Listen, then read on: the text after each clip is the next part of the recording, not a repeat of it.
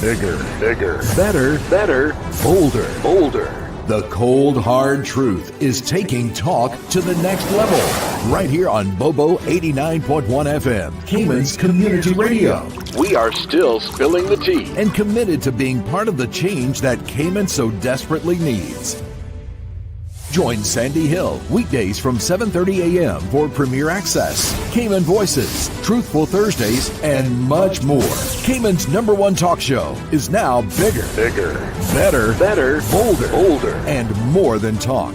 Getting results with hot topics, consumer reports, court exposés, and more. I've come to set the record straight. I've come to shine the light on you. Let me introduce myself. I am the cold, hard truth. Now, from the CMR studio in Grand Cayman, live, direct, it's the cold, hard truth. Now, join the conversation on 345-936-2626. That number again is 345-936-2626.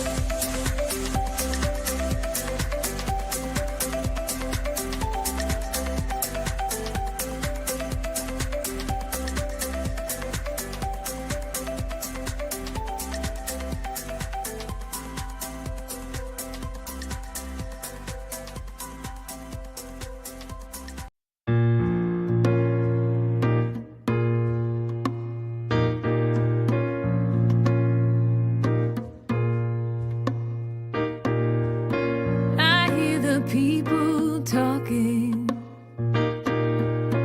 What are they talking about? This world's gone crazy, and I'm trying to find a way out. Nobody knows where we're going, or if we're going at all. Nobody cares if we stand, if we have nowhere to fall. It's a singing symphony,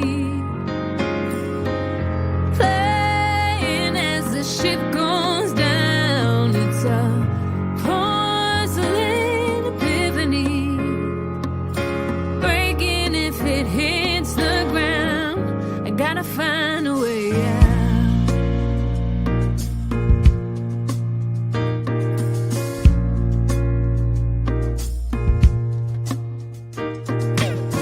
So many questions answered without an answer to tell. Too many things on my mind for anything to go well.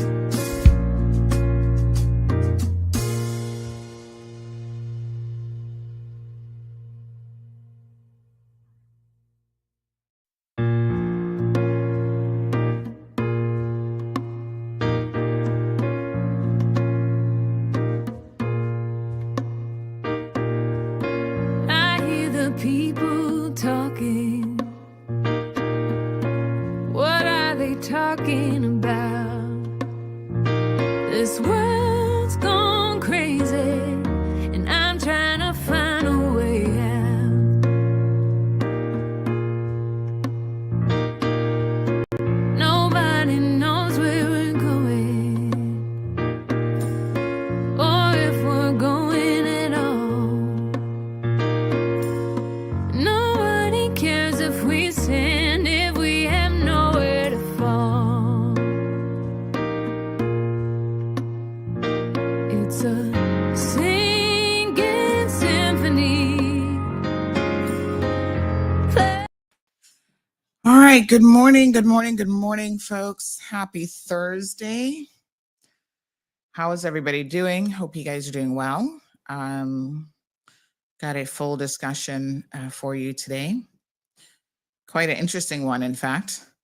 We're going to be doing a part 2 of Poinciana Point because there was just so much going on there that I really needed to do a part 2. I mean, you know, here's the thing, folks. I'm going to disperse with, as they say when they get up on the stage, how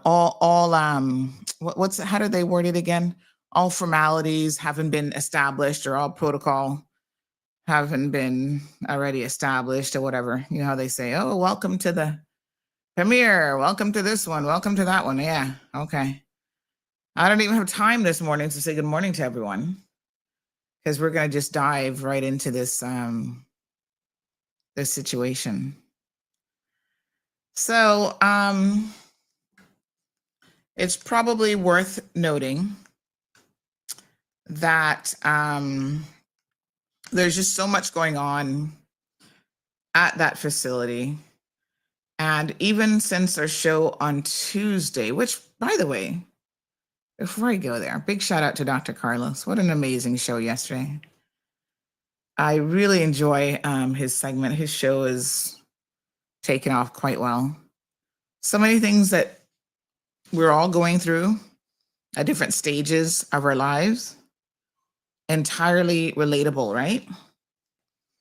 So thank you guys so much for your continued support with CMR TV, because, you know, the numbers are demonstrating that you guys are certainly here for it. So much more to come. I'm very, very excited. All right. I must say that this is the gift that keeps on giving. And, you know, I didn't realize that that place was such a hot mess, to be honest. And it's just one of those things that if you don't know, you don't know.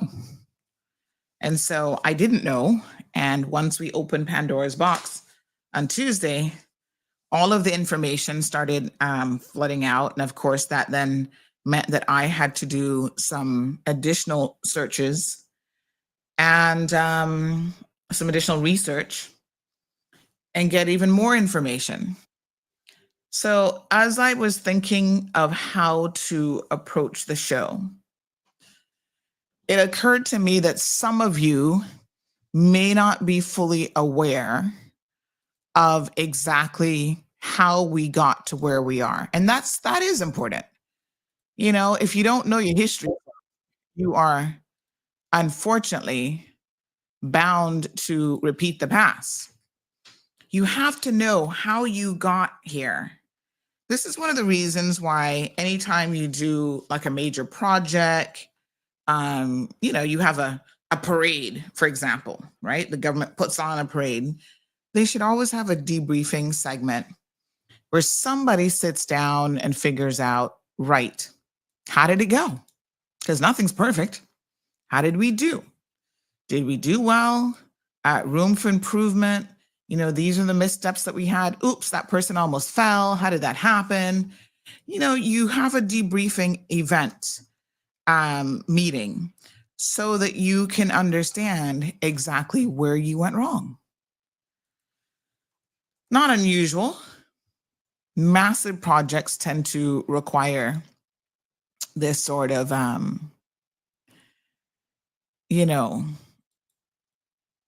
debriefing and examination. When you have really big projects like this, I mean, I don't know how many of our civil servants are properly trained in project management, but you know, operating a project of this magnitude, let me say this much, it's not easy. And I don't want anybody to think that I'm sitting here in judgment, as though I think that this is an easy thing to even pull off. I mean, we can see the years of delays. That alone should speak to the difficulties that the project managers, even from the construction side of things, would have been having. So I don't want to diminish in any way what was accomplished by the respective individuals involved in this, because it is massive. And that is why, quite frankly, we have to, that's even more reason why we have to get it right. Right? Because if we can't handle this project, multi-million-dollar projects, when we're building things like the Brack School,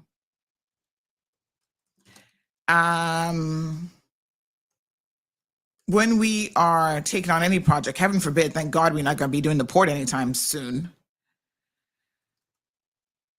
what do we expect is going to be the outcome? There is a good degree of logic that is saying here that, listen, our civil servants, and we have to lay the blame where it should properly go, perhaps are not fully equipped to manage at any level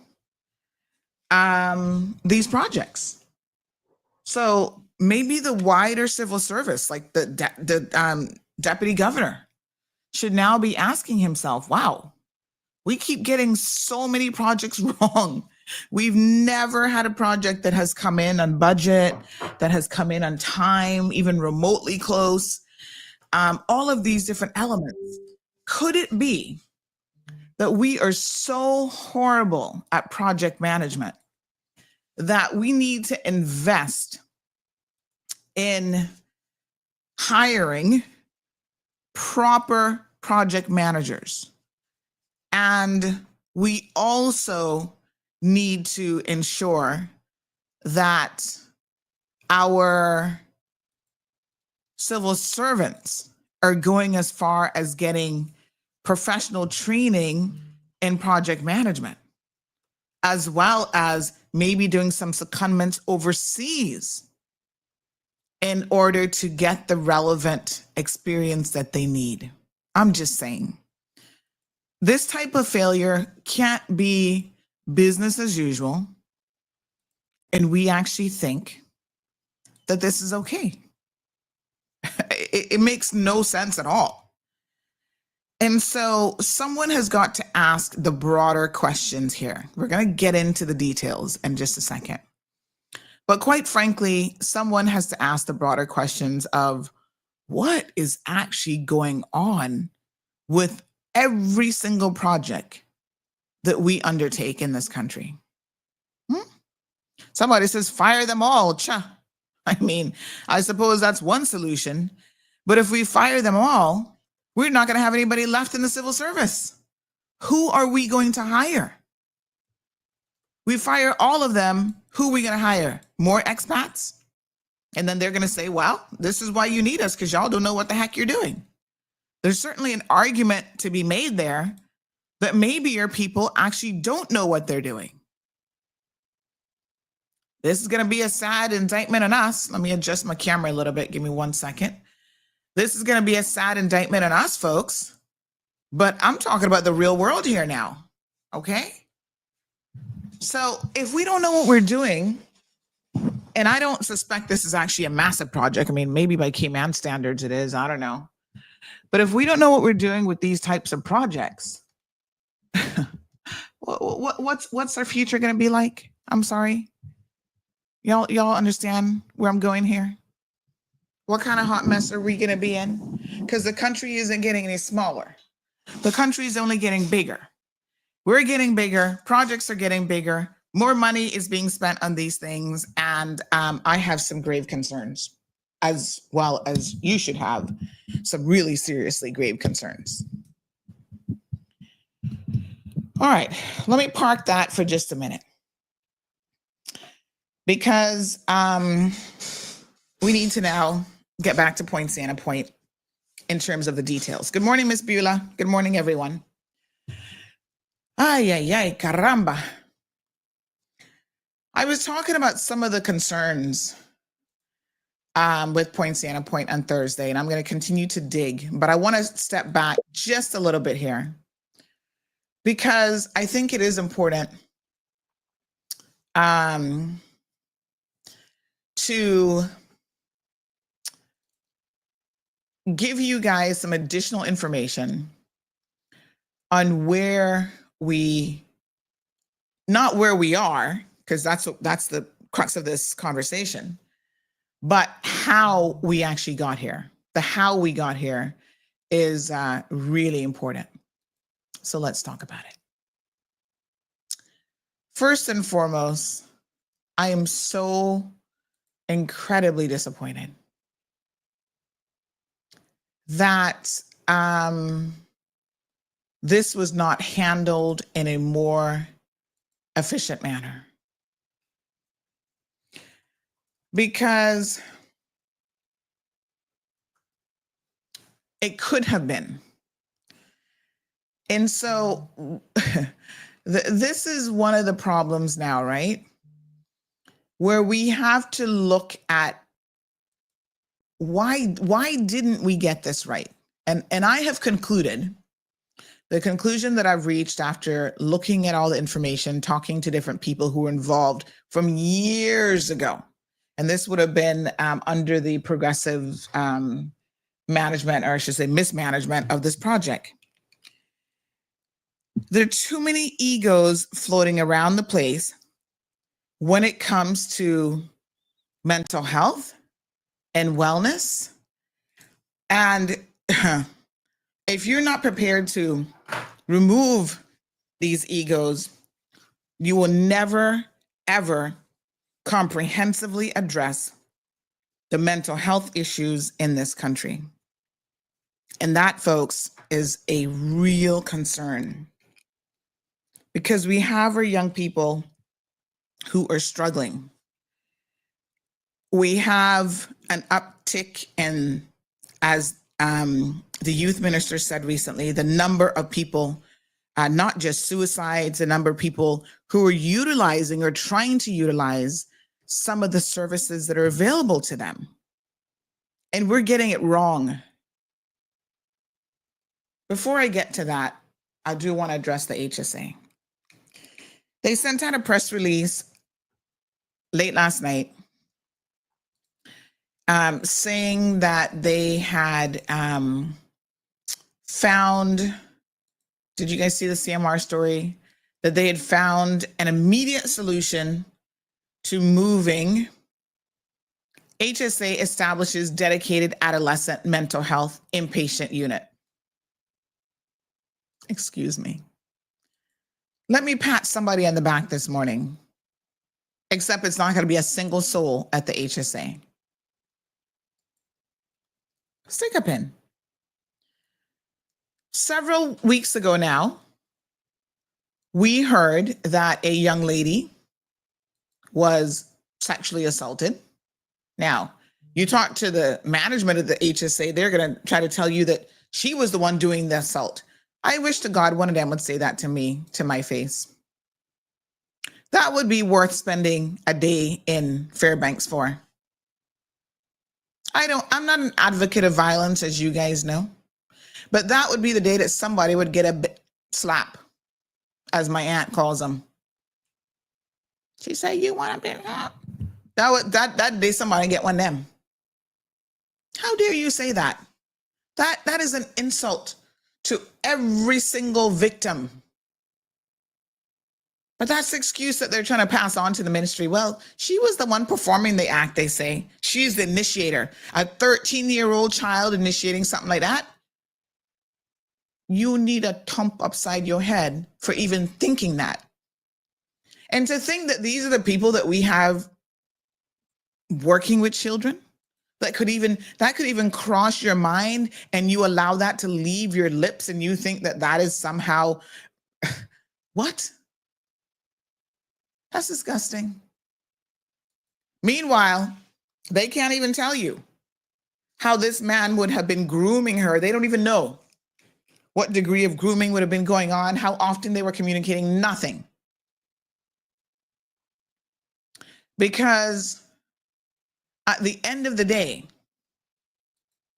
there should be zero contact between adults and children in a medical facility like this. There's no excuse for it. Trying to excuse their incompetence, and I'm here to tell you that there will be zero excuses for their incompetence. I'm still waiting for somebody to get fired, and they better hurry up and do it. So all of a sudden, they make this grand announcement that they have established a dedicated adolescent health unit. Yay! Really? One day after I tell you that there was 2 more incidents and they've not yet separated the adults and the children. So my question is this: if it was that easy that you could literally do it 24 hours after, basically a day after, I came back to the people of this country and said, hold on a second. The kids are still there. The adults are still there. Nothing has changed. The so-called solution is 2 months out, and that is not good enough. I say that on Tuesday, and by Wednesday afternoon, they can make this announcement that they have a dedicated adolescent mental health unit. Because now I have to ask the question to the HSA management, well, really? How hard was that?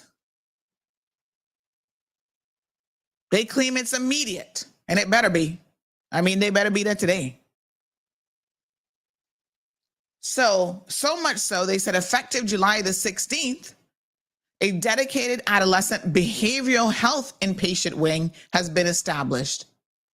So yesterday they moved them? Or really? So these children sat there for another couple weeks with you claiming you didn't have a solution, that the solution you had was millions of dollars in the making, years in the making, all this kind of foolishness. The ministry was like, wow, well, I don't know. Now all of a sudden you've got private bathroom facilities, dedicated dining and recreational area, 24/7 CCTV monitoring for enhanced security. Yes, this is an interim measure, but it allows us to provide age-appropriate care to adolescents in a safe and secure environment. Wow, really? Oh, that's wonderful for you. Meanwhile, our children have sat there and suffered, in my opinion, for no good reason. Y'all need to do better. Now, I hope to God that everyone who's working there, all the nurses and all the staff, have gone through appropriate training, and you've screened them appropriately as well. And you put all your child safeguarding measures in place, and you have at least a child safeguarding consultant who's come through and looked at your staff complement, looked at the facility, and given you some kind of pass marks. They're only doing this because they know that I'm going to report them to JCI over all this hot mess. That's what that is, because y'all heard me on Tuesday. Said, listen, any member of the public can go report him to JCI, you know. And I don't understand how JCI accredited the hospital knowing that this sort of thing was going on there. So now we have an immediate solution, they say. I know one thing.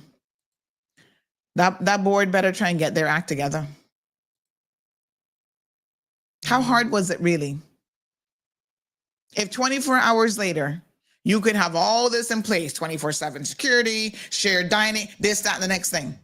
It could never have been that difficult to begin with to find an interim solution where the children were immediately moved.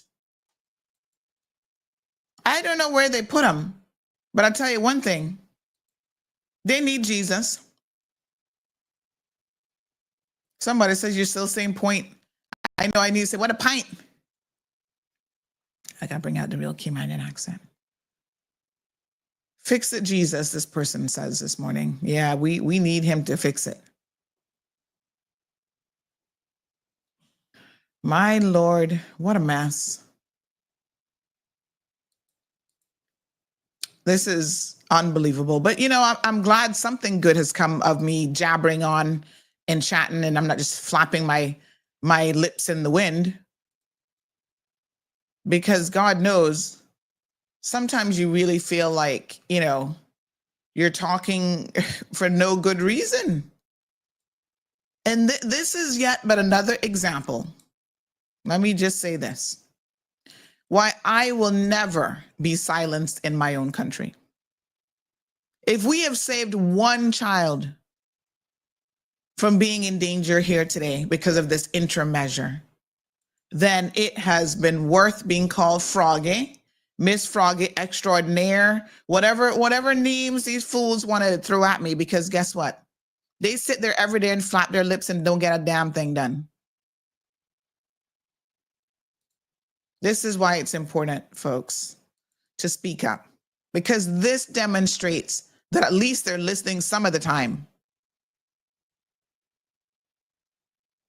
It's crazy, right? This person sent a very extensive message. Says, morning, Sandy. Seems like things only get done when you address them. Can I send you a list of about 1,000 other things that need to be addressed as well? Lord Jesus. Lord God.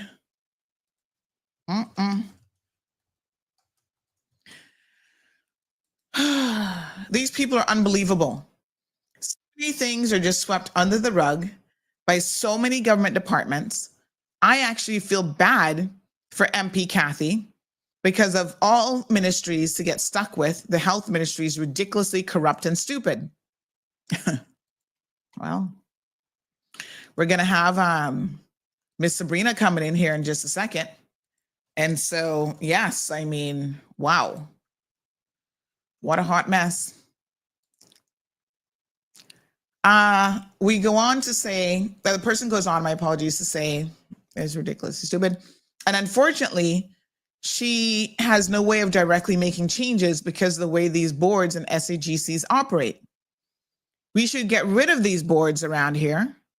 They just create more bureaucracy and red tape. Please don't ease up on them.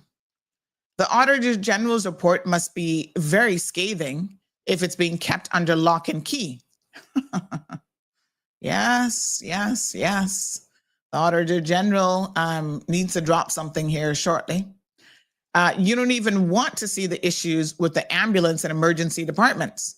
HSA is trying to staff every department, but HR/senior management doesn't seem concerned if the people are qualified, my apologies, or not. As long as they have a piece of paper stating that they completed a course, just a warm body to say the ambulance or the hospital unit is staffed. They hired one guy just 2 weeks ago in the ambulance department and only gave him 5 days of office days to get familiar with things, and then threw him on the ambulance with very slack EMT partners. And that's not the ambulance service management doing that. That's directly from upstairs to avoid more OT cost. I'm assuming OT means overtime. Place is a mess. And it's obvious by their actions that they don't care, senior management and HR. They all need to be fired because no way a regular staff member could do half the S that they get away with and still have a job. Nobody that has the power to stand up and make a change has a spine or the brains to do so. We need a clean sweep out of all government departments, a human version of a frigging laxative. Thanks for holding their feet to the fire. Wow.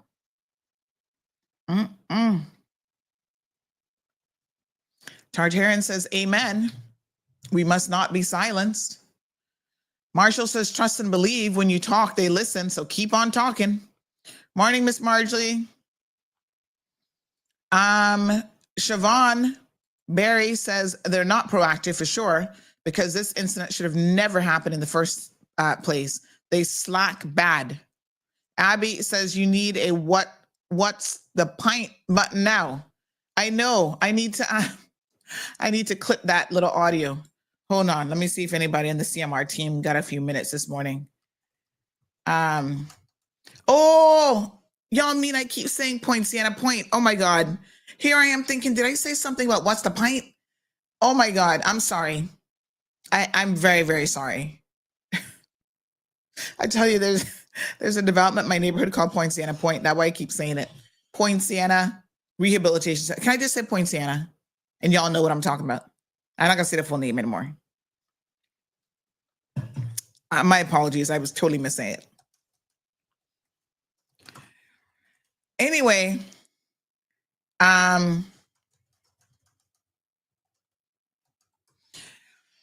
Poinciana is a hot mess, but I want to go ahead and bring Minister Sabrina Turner in because I suspect as we go through this, she is going to be able to lend some additional nuggets of information to all of this.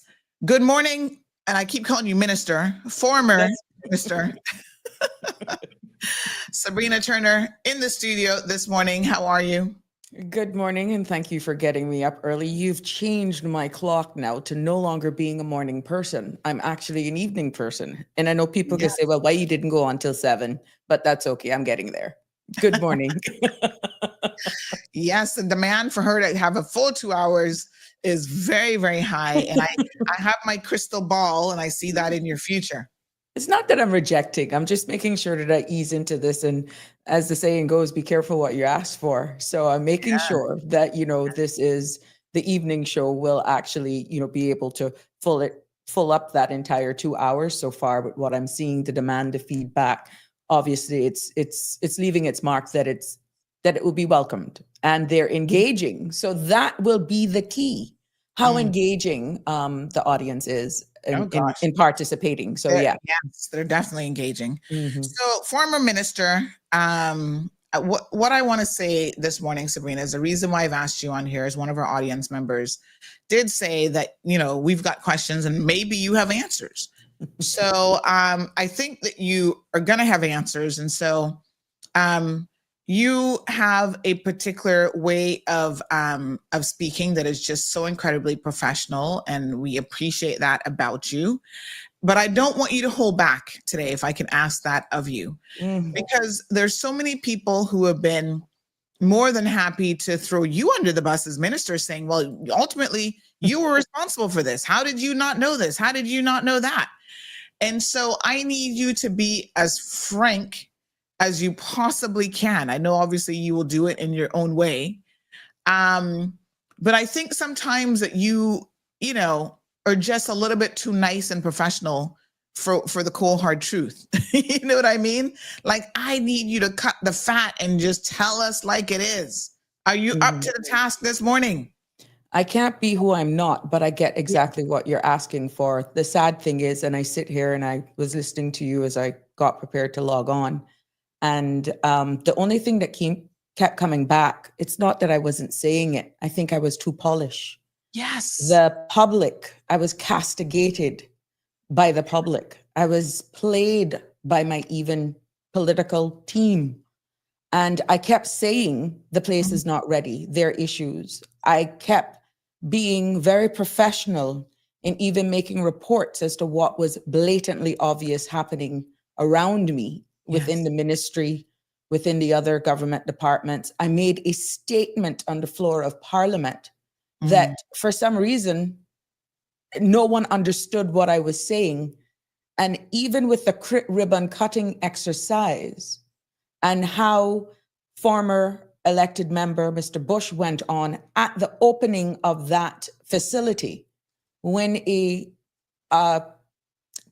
I think it was Compass Media came and asked me for a statement. I sat there with poise, with grace. I was unfazed. I was unbothered because it was not a political rally. And I can recall saying, this is not the time, nor is it the place. And I said, I am happy that me at that time, removing myself and stepping away from the cabinet has allowed this place to open. Let's celebrate this milestone. But in regards to Poinciana, I knew what I know. Time will tell. That was a quote that I gave. I had no reason to say anything else because I know at that point, the odds were stacking up against me from the public's perception. My competence was even in question. And it's because people just were not listening. They did not understand, again, the separation of powers, my role, what I had to deal with internally on a national level, making sure that you do not go over the lines or cross the lines with being blamed for political interference when you were only holding people accountable for delivery. And for some reason, the public never understood that me being the Minister of Health and Wellness, I was not responsible for the delivery of the project.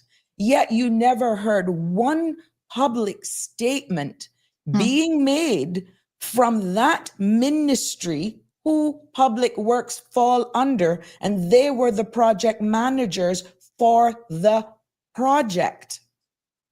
It all rests on my shoulders, and we were responsible, my ministry, of course, the budget is responsible for me, the minister at the time, was for funding it. But yet the societal pressures that were coming when it came to mental health, when it came about access to services, we had a spike in suicides. It was easy to look at the Minister of Health and thinking this facility was going to solve the problems. I kept saying that facility is not for what people are thinking it is going to be for. And look, the facility is still not ready. We still have people with mental health issues. Look at what is unfolding right now. But I hope, and if it is the universe reason for me not being elected, I wouldn't even call it my demise, that the cultures, the behavior, that people would be more educated and informed and understanding the clear lines of the elected arm, AKA your minister, and the operational arm without exactly what I see some of your commenters are saying this morning, put their egos aside. We heard the deputy governor himself said, one of the key elements that they were missing in the civil servants in holding their staff accountable was paying more attention to accountability. But when the decks are stacked against you as an MP, when your very own cabinet colleagues were playing against you because they wanted to do a ribbon cutting exercise, time has surely tell. And here we are today. It's unfortunate. What a story It is unfortunate.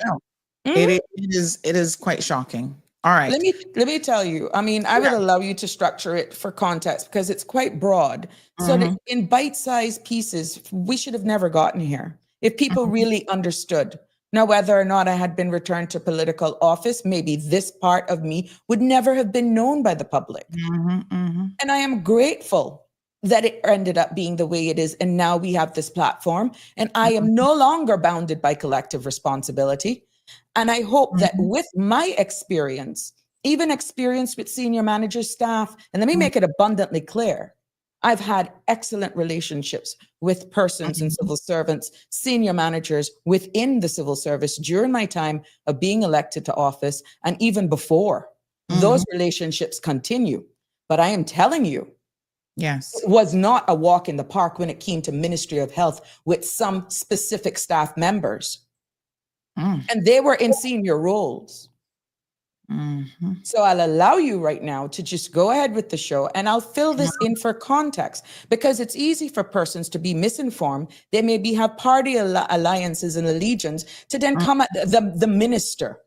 If you were informed of the operation arms and really understand the role of a minister, separation of powers from operation, when you have to take care of your constituents, then of course the pressures, the political pressures, you wouldn't be so bold in making unfounded statements unless you were fully informed. And it is an indictment to this country. It is a shame to this country that for years, for decades, you've never had a minister of health that was returned to political office. And the needle The needle now was just beginning to move when I took elected office as a Minister of Health in the middle of a pandemic, subjected to or responsible of reopening this country, only to realize that we didn't even have staff. Communications was horrible. Funding was provided for an in-house communications manager. To this day, I never saw the value of that. I had to ask even my family members who accompanied me on events as the minister to take pictures for me with their phone. But yet I had funding for a comms person. I'm seeing now that there's a big change in communications within the ministries. But I'm telling you, it was not a walk in the park. Since I'm no longer in elected office, I've had staff come to me with tears in their eyes because they're saying, we feel that we could have done more to defend you. But how the system is working, we're now having to answer to some of the persons that were your biggest obstacle.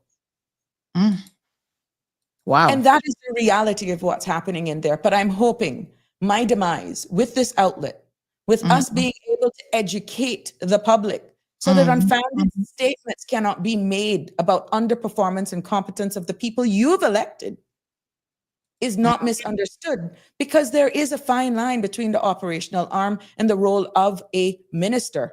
But there's blatant disrespect as well from some members within the civil service in senior management position that brings very little or nothing to the table. And when they feel the odds are stacked against them, they make your life a living hell.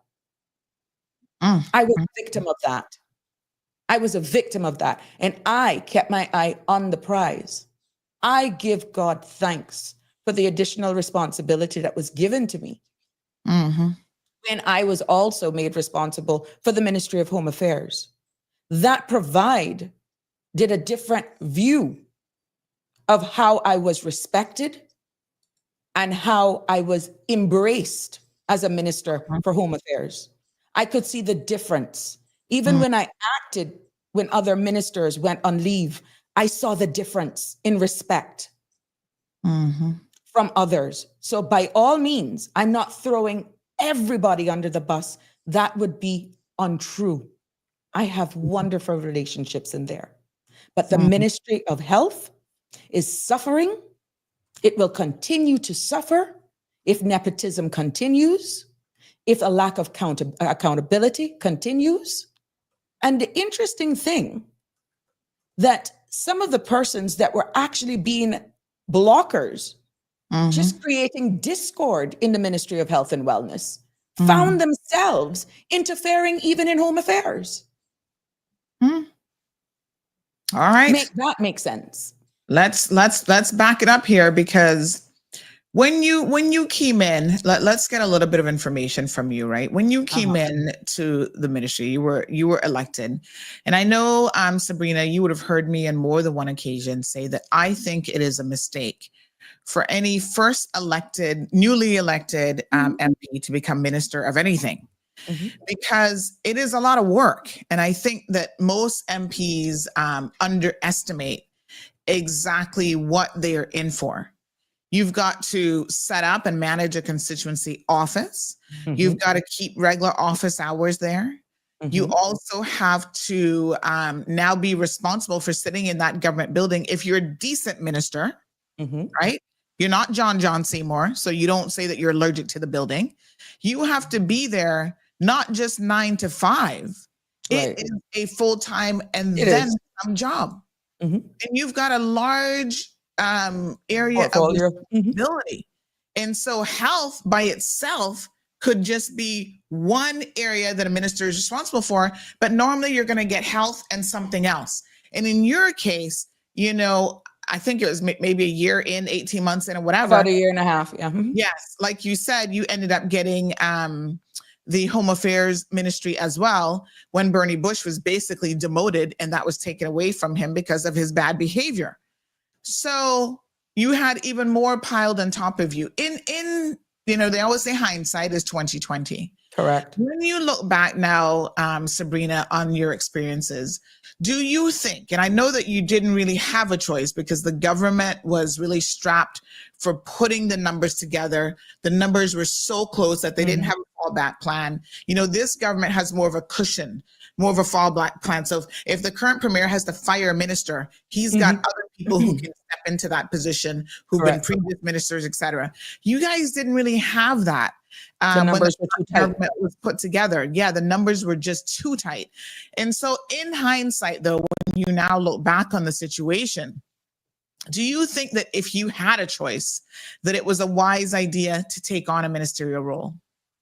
In hindsight, no. But at the end of the day, because of what you are sold and what you see the civil services, we're here to help you. You have a team that will actually, because there were seasoned persons who were there before, it was a no-brainer, to be honest, in taking on this new challenge.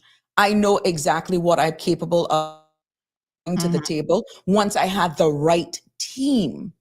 But what's most important here, nobody wanted health. That's usually the case. And who would have wanted it in the middle of a pandemic? Think about that. You had everybody wanting to be the Minister of Health because that was topical at the time, the regulations for reopening our country. And you best in selecting ministers anyhow around the table when a premier wants to make his or her cabinet. You try to align those ministries with the necessary skill sets that person or persons bring to the table. You couldn't say I didn't have it when it comes to the uniform service, having worked in immigration legislation, having been a civil servant myself before. And you can't say, even though I was a nurse, that I didn't bring something from the medical field industry to the table. So I can see why it worked out that way. But honestly, we were crunched for numbers. That played out. It was a balancing act, back and forth, this one left, that one. It was just chaos. I was the only one that remained, to be honest, in my respective ministries when they were given. But I really feel that speaking on the operational arm, and those who are listening will know that I am a huge advocate, being a civil servant, and also in the elected arm, an advocate for anchor ministries within the civil service. Anchor ministries being those core ministries that no matter what administration gets in, like an anchor ministry of health, an anchor ministry of home affairs, that's responsible for your national security, right? You have your education, you have your tourism. Those should be anchor ministries that no matter what, those staff shouldn't have to be pulling their hair out of their head. Oh, this is going to happen. No, I think that in the restructuring or moving forward should really be something that the deputy governor and his team should really look at.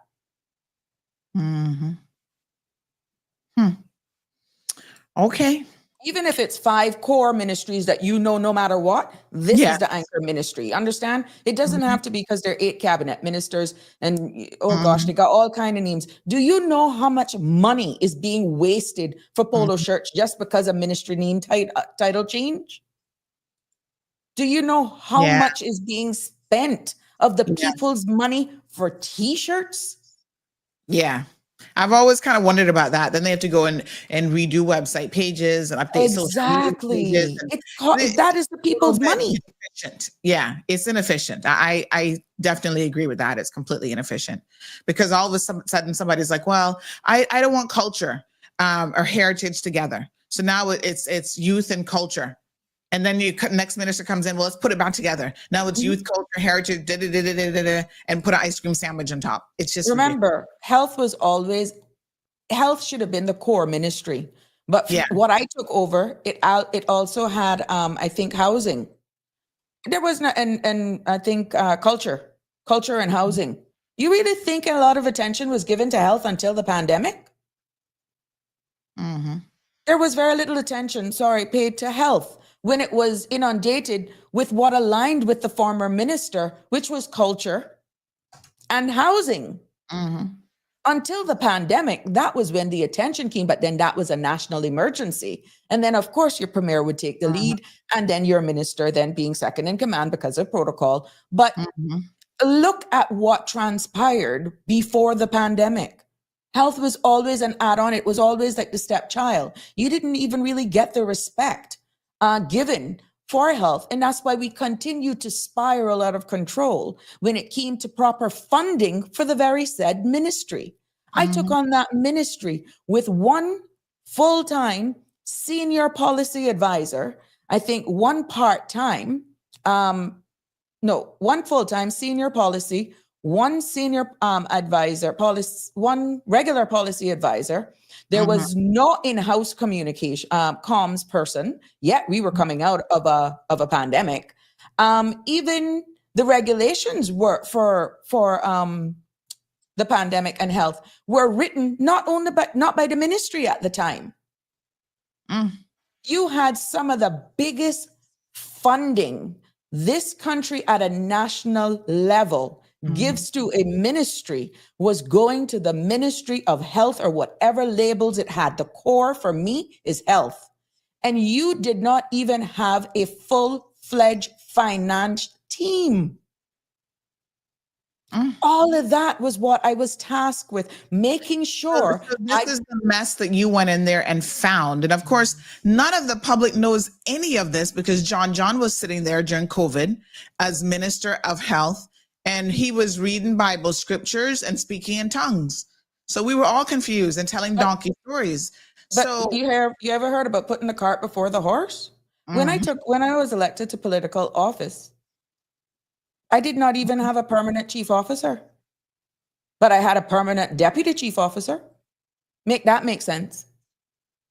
wow. I fought for close to 4 to 5 months for some stability because there's no way you can tell me, go to your ministry and sit down and speak with your chief officer and let them know what you want to accomplish in your 2-year plan. And you don't even have one? I said, how I could do that when I don't even have one? They don't even know whether or not they're going to be there in the next 6 months. I fought for just stability. Hence, me appealing for an epidemiologist to be on staff in the Ministry of Health and Wellness at the time for a national level. Because yes, we were getting data, but we were not getting stats that aligned with someone who could clean it up, make it make sense from a medical perspective. This is why the nurses were never represented at a national level. When I realized what was going on, there is no way I could have actually delivered based on what I was given to work with as a team. Only to then provide the funding to get a well-oiled machine team that I didn't even know how the hiring process, because that's not my responsibility. And some of these people were poisoned before they even started. They didn't even give me an opportunity to get to know me because I was holding persons accountable. And that's what you have to work with in order to deliver at a national level. And as you alluded to, I also have the responsibility at the constituency level and people coming after you for access to Cineco, which I was shouting from the mountaintops. I was not responsible for Cineco. That was Deputy That fell Premier under the Minister of Finance. Yeah. The Minister of Finance, as we got elected, was Mr. Christopher Saunders. Then it went to Mr. Wayne. Then it ended up on Miss Julie's lap. But who did you hear about when it came to the ills of Cineco? Minister of Health. Was called Ministry of Health only pays the bills incurred by Cineco users. We're not responsible for Cineco. It's so confusing, that bit there. But I did it with grace. Yes. Okay. Well, Denny says, morning. The cost of being too tactful in communication is often that we fail to make any contact.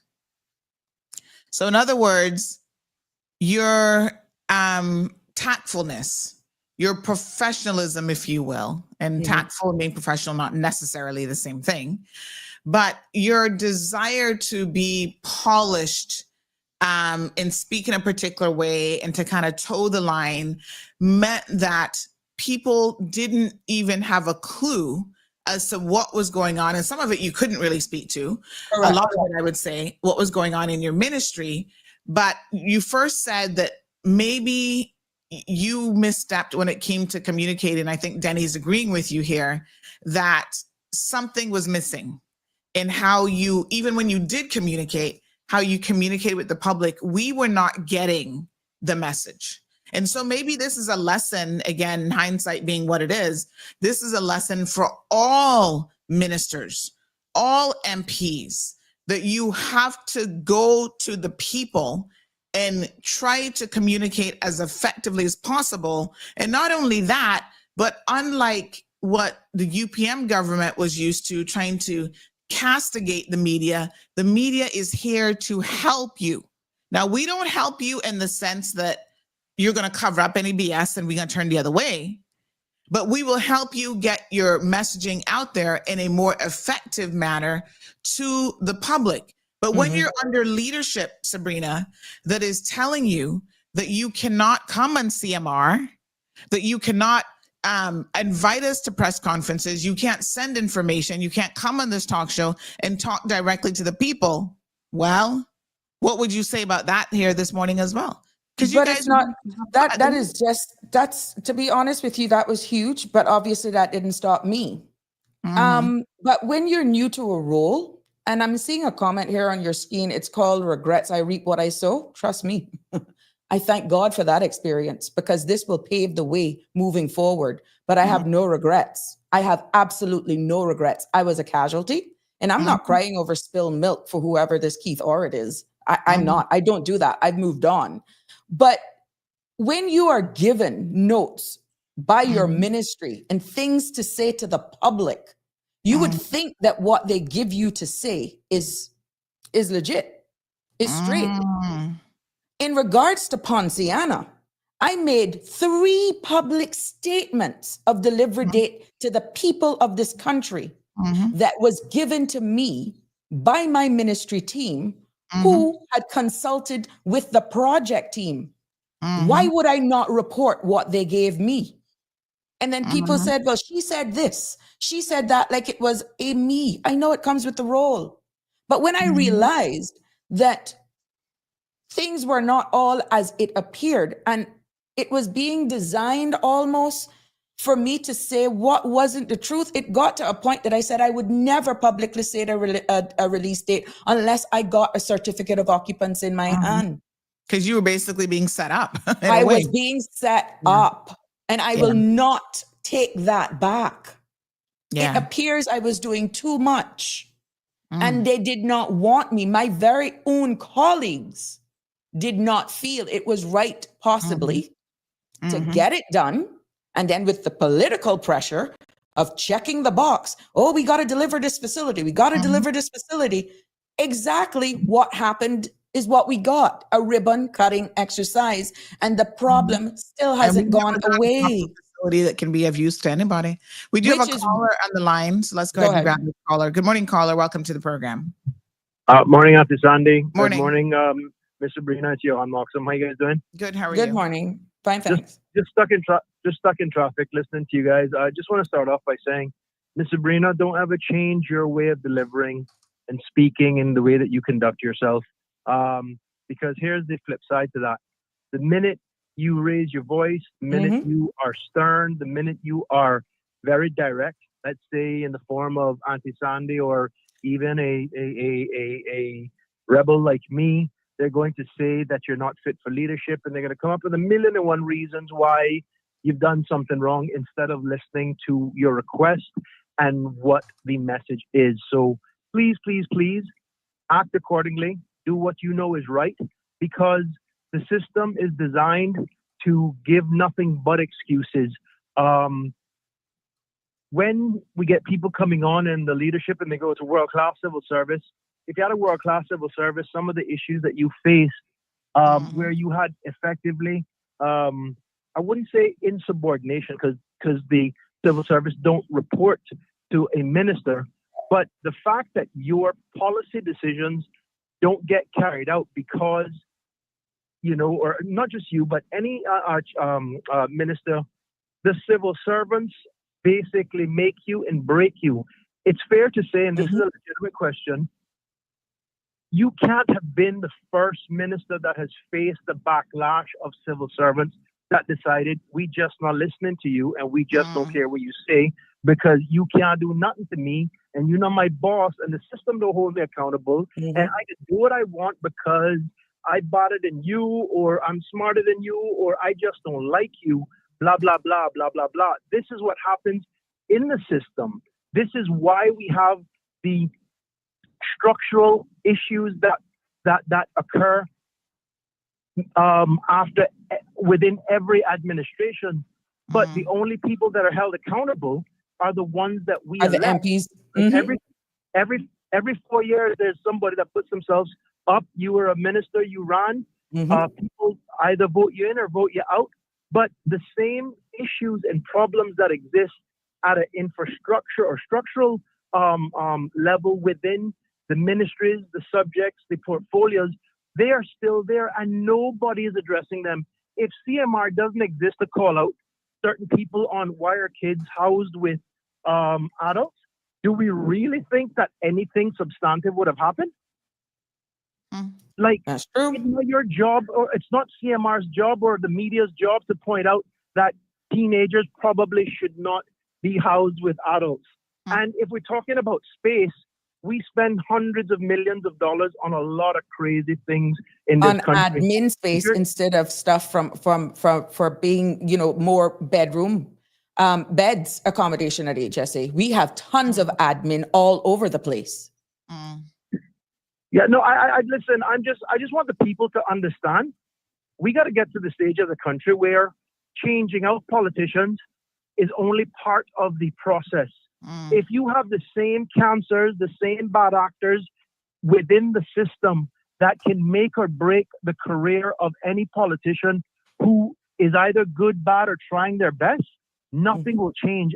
But what's worse, when we make excuses for the world-class civil service, but the same nonsense continues to happen administration after administration, maybe we should stop lying to ourselves about the leadership and the world-classness and the standards that we set, because something not working if you have the same problem every single time there's a new government and so on and so forth. And listen, I've been on boards, I am on boards, and I'm telling you this, when the people in the civil service decide we're not working with you and we don't like you, they do everything in their powers to try and screw you over. The difference is I refuse to lay down and let anybody make a fool out of me, because I know I can read, I can write, and I basically know the difference between right and wrong. So unless we're having a conversation that is educating the public on how this thing really works, politicians are going to always get the blame, and the civil service, they get protection and they get a pass. And that's why we are where we are, because there are a lot of big, expensive mistakes that get made, but only one person that gets held accountable, and not the person with their name on a ballot, not the people in the system that are failing to do their jobs or be held accountable by the same system that is engineered to just look out for each other instead of looking out for what's best for the country. Because when they want to do something, they can move heaven and earth. If it's for a friend, if it's for somebody important, they do everything in their powers. But yet, we just don't like Sabrina. I don't like how she talks. She don't sound Caymanian. I just don't like her way. You know what? Watch this space. And they go into go slow mode, and then you get the train wreck that you get now. Because Sabrina's gone and she's not the minister, and we got the same issues. Same issues. Thank you, Johan. So what does that say? Thank No you, problem. appreciate Take it. care, guys. Bye. All right, folks. Let's dig in now to a little bit more of the details. Someone actually sent. We're getting a lot of comments here. This one said her so-called senior policy advisor was a pharmacist from Jammy. I guess that means Jamaica. Who used to work at Value Med Pharmacy. What a hot mess. Good morning, caller. Good morning, Sandy. Morning, dear. Yeah, I just have one. Good morning, Miss Sabrina. Good morning. I just have one point to. Yeah, I just have one point to make. You know what? I agree broadly with what Johan just said, and also Minister, what you just said. Now, we can't get rid of the human factor, and I know you are not complaining so much about the human factor. You are complaining about the system and the good faith of certain people who worked with you. Okay. But part of the problem is certainly the fact that there's no sufficient training within this so-called world-class civil service to help people understand how things are supposed to work so that you can ameliorate to some degree some of these problems. Now, when I was in government, I told them that I told the Attorney General and the head of my department, I said, you know what, you need training for your people in relation to how to work on legislation, how to develop policy, and just work through that whole legislative process. Because a lot of people who are in charge of that process are people really from the private sector. You need to learn that. You also need to learn the principles of decision making so that you can avoid some of these judicial reviews and so forth. Do you know who fought me about that? The Attorney General fought me about that. And do you know who I appealed to? I went to the Civil Service Appeals Commission. They didn't support me either. I went to the Deputy Governor. The Deputy Governor didn't support me either. What they told me was, well, if people want training, they can do these courses, which you can do in the UK and so on. I said, well, but the UK stuff doesn't address all the issues in Cayman. So successive governments have not paid sufficient attention to training, and I have the moral authority to speak on that because I developed courses which former ministers told me we wish that they could have approved you teaching these courses. So that's part of the solution. Let me just leave it there. Need for training. Thank you. Well, I started out this morning saying that there's a need for training even in the project management, which, by the way, there are qualified and trained project managers. That in and of itself is a specialty. And they go through and they do the project management certification course, and that's not easy to get. Where are those people in the civil service? I don't know, but they don't seem to ever be put in charge of these multi-million-dollar projects because we keep seeing failures over and over again. So let's start to dig a little bit deeper now. Keith made a comment here, which I think you've already addressed. He says, forget the past and stop crying. You reap what you sow. This so-called regrets. Keith, if you were listening from the onset of the show, you heard me say, if we don't do a post-project analysis for every single project to see what we got wrong and how we got it wrong, how do we ever improve for future projects?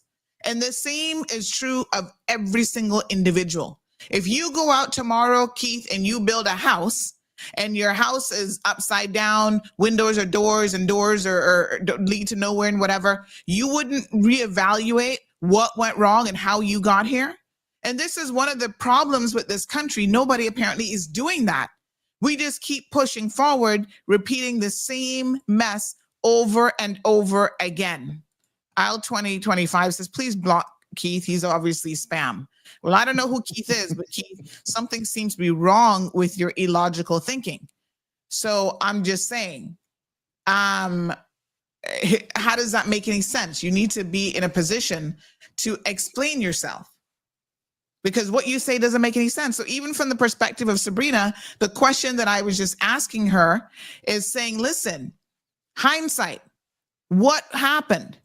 What have you learned from this experience? And if she can't sit here today and articulate that, we know that would be a problem. So the fact that she has articulated it and done an extremely good job at doing so, I think anybody who's in a ministerial role, if they had sense, they would be listening, especially if they're a first-time minister like she was, they would be listening this morning. And they would be. I don't want them to be scared. Let me just make it abundantly clear. And can I share a little secret with her family? Big sis, I have no political aspirations. So they don't have to be scared of coming on any of these forums. They don't have to be scared of Sabrina. I'm not a vindictive person. I have moved on. That's my past. I know that everything happened for a reason. And I'm making it abundantly clear. My decision to not stand for political office ever again in the Cayman Islands comes from a place of knowing where I best feel appreciated and fit in. Whatever the future has in store for me right now, I'm telling you, I'm making it abundantly clear. You will not see Sabrina Teresa Turner face on a ballot, on an elected ballot again. Teresa too? Oh, Lord have mercy. Yeah. No wonder people be confusing us. They be walking up to me talking about, hi, Miss Sabrina. And I'm like, no. But mine has no H. It's technically it's Teresa. Teresa. Yeah. Good morning, caller. Good morning, honey child. How are you? Jeez, I need to pull down a slider on that one. We're good. How are you? Somebody said give a kaboom from Miss Sabrina this morning. Blessed and highly favored. Good morning, Sabrina. Good morning. This is what Romelia have been saying for donkey years. And everybody think that Romelia is just being miserable and senseless. I know what I'm saying. I know what I'm experiencing, I know what I'm seeing. You understand? If the people in your ministry, chief officers, don't like you, they will make your life a living hell. You can go in there, your manifesto, you campaign with all your promises that you want to fulfill. And if they're not up with it, it ain't happening. I'm always saying, ministers don't run this country, chief officers does. Bear in mind, you have some chief officers who is willing to work with ministers, but you have some who don't, and it works if they are PPM minded. It's worse if they don't like you. You will never get anything done. At the end of the day, if they do good, the minister look good. Bear in mind, if they do bad and nothing is accomplished, who's going to get the blame? Minister is going to get the blame. I think that DG need to get some backbone and give ministers the power they need to get things done. Simple. Because in his world-class civil servant isn't cutting it. Him and his world-class civil servant is definitely isn't cutting it. You understand? You know, Romelia can call an ace and a spade a spade. And you hear what? Matter of fact, the two past callers had need some serious kabooms. Johan and who was the other one? Mr. Beliki, yeah. Mr. Beliki. I mean, give them some serious kabooms because then they're hitting the nail right on the head. They ain't telling no lie. What they're saying are actual facts. We cannot get Cayman or make Cayman any better unless we make a change. And it not change in one way. It needs to go change straight across the board. The mentality that they have needs to be removed if they're not willing to adopt and change. But it's like I commented on a post this morning, the CDC post with Sabrina, with the DG, talking about these students going overseas and coming back and make sure they're having jobs for them. That should have been in place, implemented long ago. They're the ones that are giving the scholarship. They're the ones that are sending the kids overseas. They know what they're studying for. They know when they're coming back. Only to hear, oh, you're overqualified. That's ballooning. This should have been in place long time ago, not just today. But if they're not up to working with you, God help you. But what I want the people of the Cayman Islands to understand and penetrate into their heads, it is the people that is the government. The people. If there was Cayman voting people come together and stand up, take a stand, make a stand, do a silent protest, get out there and say, no, this ain't happening.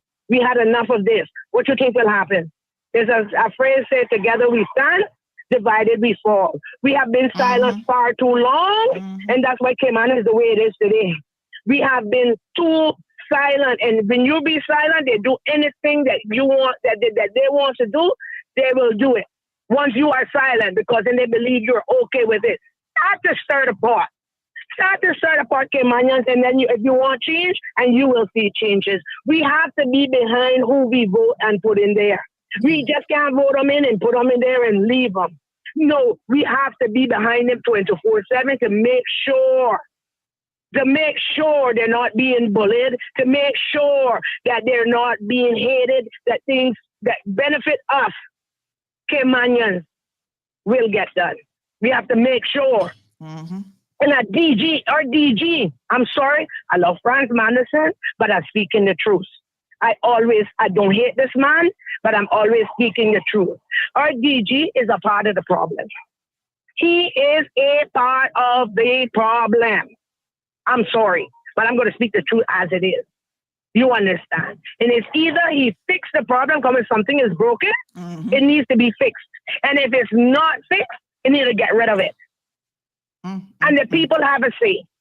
If the people of the Cayman Islands come together and stand up and say we want better, we don't want work, better have to come. But as long as we Caymanians sit down on our buttocks and keep quiet with pride, it's going to get worse. Thank you very much. Well, some preaching going on yet today. Sandra, for the sake of those who may just be hearing the topic and just tuning in, let me make it abundantly clear. Morning, Zeus. Whatever is exchanged here is not painting every person in the civil service with the brush. Yes. I made it clear at the onset.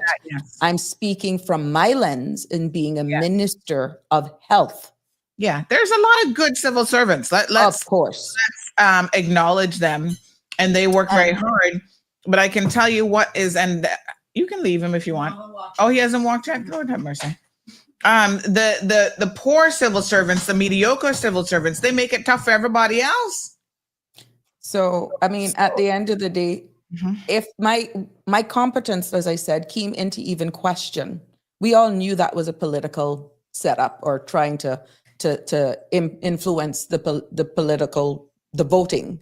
And if I was so incompetent at my job, I do recall one particular weekend, I acted for four ministers who were not in the jurisdiction, who left the island. I acted one weekend for the premier, the deputy premier, for John, for Jay, and then I had my ministerial responsibilities.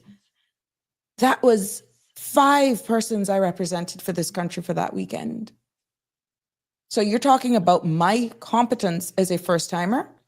If I was even unfit for the job, why would they have had so much trust, understanding the power, which was a legal instrument given to me to cover for that period of time? The history in this country, and I'm quite sure civil servants are listening that will recall that weekend. That speaks volumes of what I brought to the table. So you make it make sense because of a facility that could not get its act together because of poor management, that then brought my ability into question of whether or not I could do my job. And please let me also clarify this. Whenever you act as a minister during my time, and this has nothing to do with money because the experience that I gained while had the opportunity to work in other ministries, engage with the other staff within those ministries that didn't fall under my immediate responsibility for that period of time, there's no additional compensation for that, but the responsibility is is great. So people were thinking, oh, she's acting for all of these things. Oh, this month her salary is going to be good and all that money she's getting. No. But for me, it was the experience that I took away. And here I am today, being able to address you, not bounded by collective responsibility, not on any witch hunt for anyone, but honestly speaking the truth. And I am hoping that all that is happening here now will actually invoke change in the culture and in the behavior of some of those individuals who play more politics as civil servants than the MPs, than the ministers do. Because I am telling you, it is rampant in some. It is very blatant in some in the execution of their duties. Miss Donette says you can't keep a good woman down. Simply the best. Miss Sabrina, please give her kaboom, Miss Sandy. Wow. Island Pearl, she just clarified that there was no extra allowance or compensation, none at all. No. And there were times that I even acted as premier that They were saying, oh, the driver is here. Protocol can say they argued with me to be driven. I was quite comfortable driving myself, and that showed. I can remember the Ministry of Home Affairs, oh, they are high on protocol. And I know I was setting them crazy because they were like, no, don't touch the door. Don't open the door. And I was like, what's wrong with you? I'm capable of opening the door. And they're like, no, don't do this. So again, that's who I am, remaining humble. But I do respect that in other countries, how a minister is treated, what services they do get, just because of being a minister. We have not yet matured here. And is it something even that the people want? Is it an automatic thing that we should actually mature into how our elected ministers or elected politicians are treated? We heard the discussions around the cars and protocols when the use of these cars. That went, I wanted to say something up. Because there were no policies in there. And they had 4 years. They, meaning the operational arm, had 4 years to get a policy. And I stand to be corrected, but I don't think there's a policy. Not even now. Not even now. Yeah. You will continue to have this, but we need to really try and modernize, see things before they unfold. Be proactive and not reactive, because all of this car talk and all that sort of stuff, how drivers are chosen and all that sort of stuff could have been avoided. Okay, fine. It didn't go right for the administration 2021 to 2025, but you had 4 years to not repeat it. And look, we're into 2025 and it's repeated. You have ministers still driving themselves.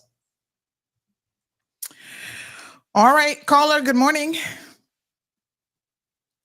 Good morning. Good morning. Hi. Good morning. Good Hi. morning. We haven't even gotten into the core conversation this morning yet. My God. But we might need you back tomorrow, Sabrina. There's gonna have to be a part 3. Oh, I said it again. Look, yeah.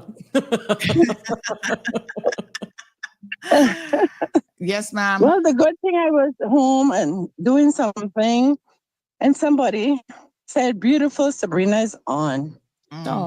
Oh, my minister is on. So you're loved by those that love you, and then you're hated by those that hate you. And this is reality in life, and we'll never, ever get rid of that. But the one thing I could say, having the experience to work with Sabrina, Sabrina has the people at heart. But one thing I've learned in life, what is good most of the time is not what people want a lot of time. And even though they know it's good, they're looking on the person and they dislike that person. They don't dislike what they're doing. So that hatred sometimes interfere with reality. I, on the other hand, might say, oh, that person isn't my cup of tea. But when they're doing right, I will choose that person because I don't think with evil, I think with good. And anything that's good, a lot of time it suffers. And it's sad, but it's true. Sabrina went in there and never been bought out. I've had people that come, wanted to chip in, do this, and she said, no, we don't want them. Because they already come with plans to take over, and they was telling me what they wants to do, and I didn't like it. And I said, but okay, I am not the minister, so even though I don't like it, I got to take it to the minister because it's her to make her call. And I did as they asked me, and she did the same thing. That's why I value her, because I was there, her telling me, I saw it with my eyes, I heard it with my ears, but she didn't bow. And she spoke truth. And on top of that, she was there, and, the people realized they couldn't break her, not with $1. And it's sad, but it's true, and this is the problem we have. And then when the people come begging and you want to look a job for some of them, the same ones that's talking, I've heard them, I hear people say, they come there and I offer them, because we're not supposed to look a job, but we would call around, like Hurley's in different places, and ask, do you have a cashier job, and other places. And I said, well, I could get you help. Oh, they didn't want that. They just wanted the handout.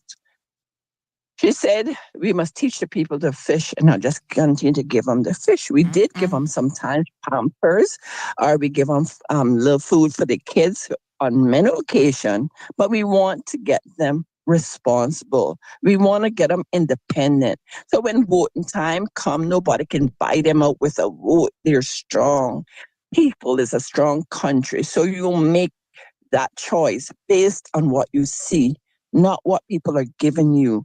And this is where we need to come from. We need to stand up, because if people only give them an election, make them go around now. All of them that gave out during the election, tell them to go and call them now. Go there and see if they're getting anything.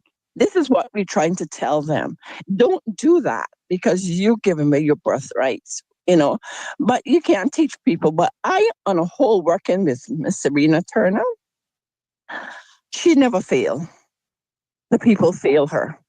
And guess what? I wouldn't even say, I said that God had other plans for Miss Turner. I believe today she went in to get a glimpse of what's there, that she can understand and educate us even better. Because being in it, coming out of it, you know what it is. But just saying it, thinking is a whole complete different thing. So when she come now that she could help us, she will not say all, knowing Sabrina, what has been through, what they do and how, stuff, because not even me. But I know that she knows. So when she give you, she can give you through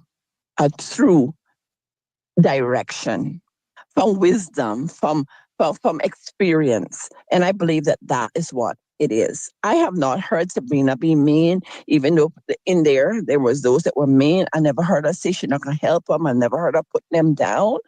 And people cannot hold it against a person because they dress good, they look good, they smell good, they live good.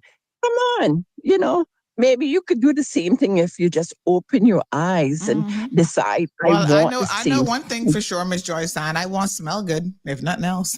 Well, you need to buy. I got my She Blooms. I got it. Oh yeah, I'm smelling real good these days. Right. Leave me there with those comments. Right. I appreciate it. Thank you, caller. Thank you for your endorsement. Thank you so much. Well. A lot of people here, and we're going to get back to Poinciana Point now. Yeah, please. A little bit, but there's a few people here in the comments saying, Miss Sabrina, never say never. That we need you to. One person said, I'm trying to find the comment now, that you need to run. Anthony said Sabrina should run in Town East next election. We have a pretty good makeup of government now, but we still have a few bad actors that we need to take out. Consider it, Sabrina. Then we had somebody else say, where was that one now? That don't say that you're not going to run again, because who knows what the future holds. Well, none of us know what the future holds, but one thing I can say is sometimes in life you're right where you're supposed to be. And right now, as we build out this CMR team, Sabrina is right where she's supposed to be. Mm-hmm. You're quite right. Moving. Thank you guys for the phone calls. Let me say this. Island Pearl says Sandy and Sabrina are like two peas in a pod. Their principles and integrity, having a backbone to stand up for what is right, makes them who they are today. Thank you so much, Island Pearl. Thank you, Island Pearl. Sincerely appreciate that. And so many people are looking at us thinking, how did the two of you even get here? It is a sisterhood now that was forged under some pressure, but look at where we are. We're right where we're supposed to be. That's it. And, and unfortunately, how our society is, remember now, you got the set that is looking for us to come at each other's throat now. Well, when that marriage could break up. Poor them. We don't believe in divorce. Nope. All right, let's talk about Poinciana Point. Yeah. When Poinciana, Rehabilitation Centre. Poinciana, just say Poinciana. Poinciana, yeah. When you got there, what did you find? You obviously was under pressure to deliver a facility. Mm-hmm. But what did you tour it within the first month of being minister? Well, how long before you actually saw the physical facility? When we got elected to office, remember, we were still in lockdown. When we were doing the tours and stuff like that, there was still a lot of construction going. I think there are 2 pictures on my Facebook page that showed, and there was an article as well with myself, the then Premier, touring the facility, and there were cottages that were not finished. And there's a line that was quoted, I was walking through windows that should have been doors, just to get access to see what was going on. But the facility was nowhere near ready. And for at least a year after we opened the country, that is, because remember, the whole place was shut down, construction started, but then you had supply chain issues. And that was all of the excuses that I was giving, not to say that they were not legit. There were supply chain issues as the world got back into moving again after the lockdown. But I was I met the Mental Health Council. I heard their cries, their ills. They were excited. Oh, we got to get this to the finish line. And then there were issues then at the same time as well with an intake form at HSE. But I was happy to engage with the Mental Health Council. It brought a breath of fresh air because they realized I not only heard what they were saying, I was eager to get things rolling. And I can recall being presented by my ministry team asking, what color do I want this wall? Do you think this? And I was like, that's what I'm here for, to choose colors. But I felt that they wanted to make me be a part of this whole process. For me, I just wanted to know when the building would have finished, when we would have gotten our Caymanians home. But then I realized, looking at it, that there was not really an operational plan. How are you going to staff a facility, so to speak, if the building wasn't ready? And when was the right time to start? When you were given dates that didn't make sense. The date of June for handover was what made it look promising, which was why the ministry then went ahead operationally and started doing the recruitment process then for the director of the facility. Now, bearing in mind, the marching orders for this facility was all embedded, all included in a case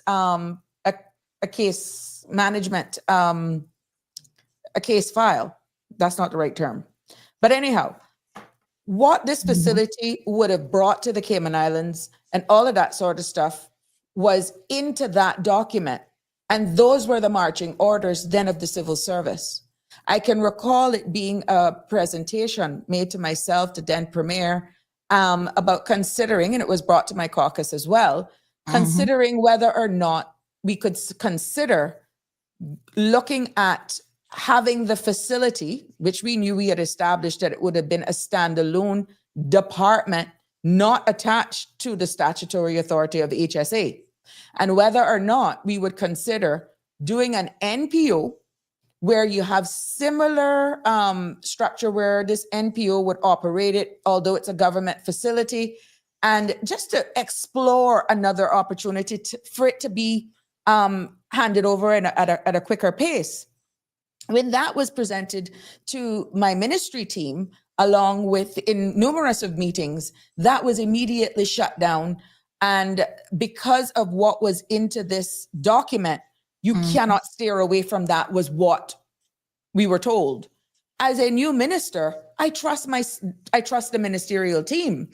But when I looked at the age in which that document was done and those marching orders were given, having then come out the back end of a pandemic, looking at the entire time that had lapsed, I'm saying, well, you can't tell me this is in stone. Why can't we explore other ways of getting this place operational? And I left it to them to do their job, which is what you should do.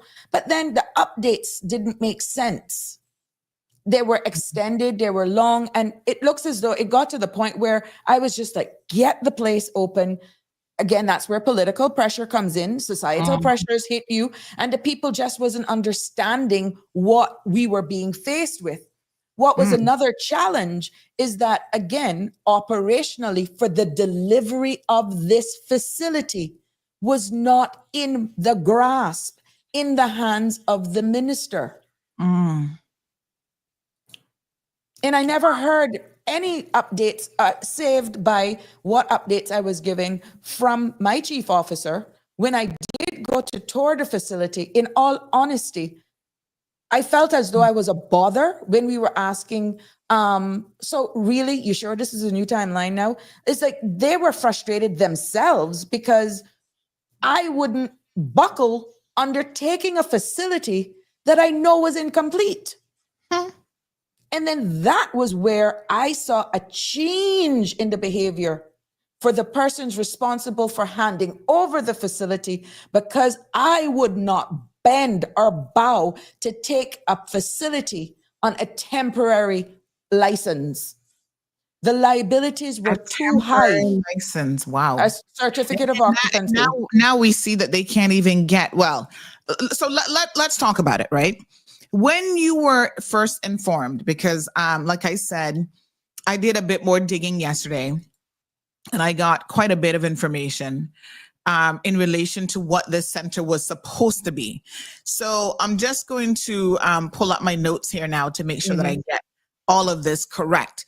But apparently the center was never supposed to be an acute facility. No, and I said that. How is it that the people in this country never appeared to have gotten the message that this was not going to be an acute facility? I don't mean to be rude. People hear what they want to hear. People have the concept that all of the persons that are actually sleeping either by choice or by design out, that they're labeled persons with mental issues. There could be substance abuse. They had this thing that you would just drive them up there and drop them off, and there would be the government's problem. And I clearly stated at least 2 occasions that I recall, and 1-2 times I appeared on shows, that what we have identified in the mental health space is that we need something like an ICU, which is acute care. You need like a general ward. Then you need another facility before you even get to Poinciana because of how it was designed. And now we are left with this facility not being conducive for acute cases.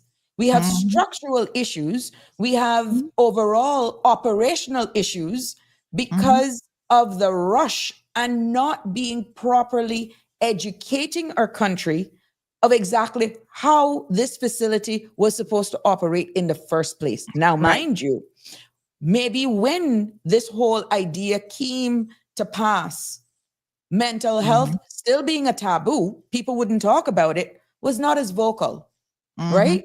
And then we were just probably in denial locally, even about the amount of cases that we had here.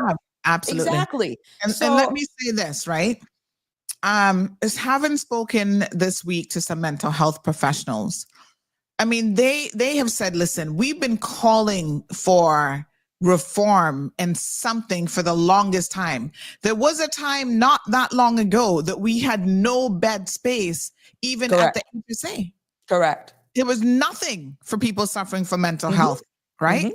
So we sat on this for far too long, and now we're playing catch up, and it is impossible to do so. Now, you said something, and I want to go back to my notes because I take meticulous notes when I'm speaking to people, when I'm speaking to the professionals, because I need to ensure that I have a good fundamental understanding of what the issues are before I can even hope to explain it to my audience, right? But one of the things that a professional said is that, Sandy, a lot of people in the community do not understand, and maybe this is one of the big fallacies, is that mental health covers a wide range of things. It's not one pot. It's not a stew where you just throw everything in and stir it around and all sorts of it works, right? They said there's a lot of different things. It's kind of like a regular medicine. You may need an oncologist. You may need a specific type of surgeon. Not everyone is cut from the same cloth, and the needs of the community are very, very complex. So this is where it is, even as it relates to mental issues. So you have child and adolescent psychiatry, which is a specialty unto itself. You have forensic psychiatry, where you have to deal with things before the courts and criminal behavior. You have emergency psychiatric cases. You have what they call consultation liaison psychiatry, which deals with people with medical issues as well. The person explained that, Sandy, sometimes we have people with physical conditions that actually impact their mood, their behavior, and thinking. Correct. This we know. Because, for example, if you get in a car accident and you injure certain parts of your frontal lobe, it actually changes your behavior. And so what you need to do is you need to treat first the injury. You need to treat people who are diabetics, but also have mental health issues. They're diabetics and they're bipolar. You have the drug addicts. They're out there. They're abusing a substance, whether it's alcohol, cocaine, crack, whatever the substance may be, heroin, God knows. And then on top of that, they might also be schizophrenic. They may also be bipolar. So you're dealing with multiple things, seizures, disorders, high cholesterol, different types of, organ issues. So the person said, listen, you need a collaborative approach between different health professionals to be able to treat some of these cases. It's not, we're going to just get you okay, put you some medication for your bipolarism and you're fine. That's not what's going on here. And so the holistic approach seems to be missing. The details that are required to address some of these issues are missing. So some people have to first be hospitalized in order to get, if they're severely diabetic, and they gave one example of someone in the community who, goes around eating out of garbage bins, and the person's actually severely diabetic. And they're like, we have to treat the diabetes because the person is going to succumb to that and die, have a diabetic coma or whatever, before we can even talk about the behavioral issues, the psychological issues, the psychiatric issues. And so the complexity of mental health in this community is not being understood by the general public. Some shows ago when we had, it was well over a month ago when we were talking about, we had a general day. I think it was a Wednesday or Thursday. We were talking after Andrell went missing. It was that same week. There was a young lady who called into the program. And I actually want her to reach back out to me because I jotted down her number and I can't seem to find it now. And I really wanted to follow up with her. She made mention of her own struggles with mental health. She talked about how her children were taken on separate occasions by DCI because that was the only thing that they knew to do, is take the children out of the environment to kind of give her some time to try to sort herself out. Former civil servant. She'd worked in the civil service for years, but when she is struggling with her mental health issues, it's a struggle that impacts all aspects of her life. So right now she's unable to get employment. There's financial pressures, family pressures. She talked about how despite all of that, her children have still done incredibly well. That's an example of the complex layers that mental health encompasses. So when we look at Poinciana facility, the first thing to mention, it was never intended to be an acute facility.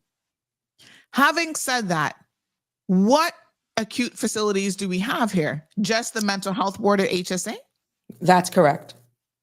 How many beds is that facility? At the time, it was 8 when I did my tour, and I think they were doing an expansion that would have actually created 3 more beds.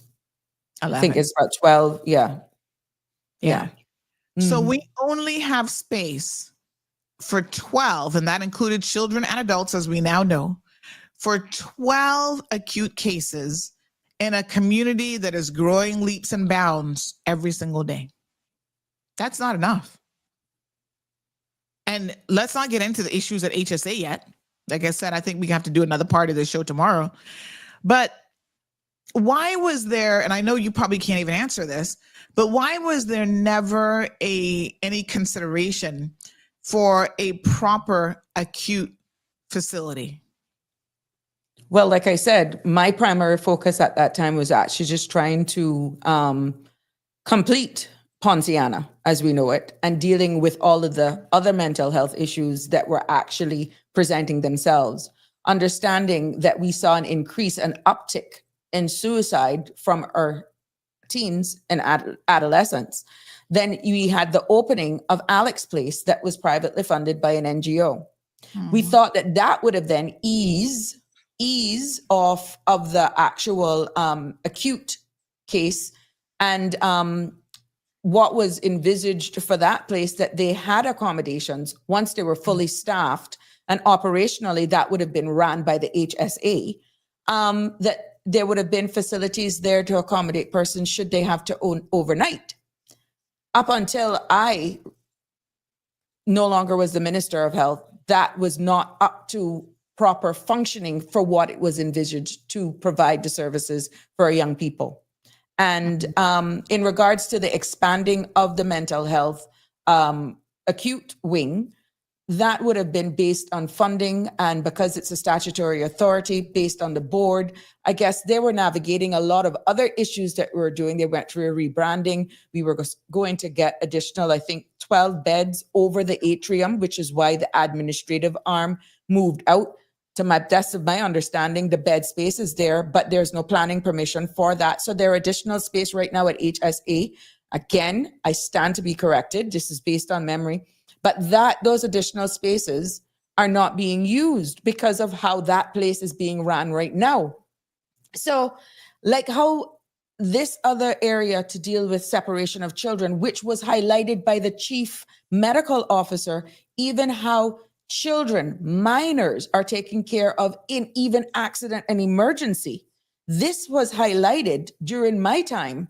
And until this broke, I did not know that that was indeed the case there. Needless to say, about the allegation. Wait a minute. You didn't know. Let me just back this up.